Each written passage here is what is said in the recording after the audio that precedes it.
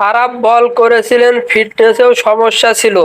সেই কারণে বাংলাদেশের বিরুদ্ধে দ্বিতীয় টেস্ট দল থেকে বাদ পড়েছিলেন শাহীন শাহ আফ্রিদি। ইংল্যান্ডের বিরুদ্ধে আবারও পাকিস্তানে 15 জন দলে ফিরলেন তিনি। আরও এক ক্রিকেটারকে নেওয়া হয়েছে দলে। ইংল্যান্ডের বিরুদ্ধে 7 অক্টোবর থেকে মুলতানে প্রথম টেস্ট খেলবে পাকিস্তান। সেই টেস্টের দল ঘোষণা করা হয়েছে। সেই দলে জায়গা পেয়েছেন বাঁহাতি পেসার শাহীন।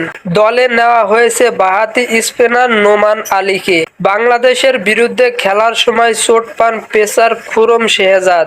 এখনো সুস্থ হতে পারেননি তিনি। তার জায়গায় নেওয়া হয়েছে নোমানকে। বাংলাদেশের বিরুদ্ধে দলে থাকলেও প্রথম একাদশে জায়গা পাননি অলরাউন্ডার আমির জামান। ইংল্যান্ডের সিরিজেও দলে রয়েছেন তিনি।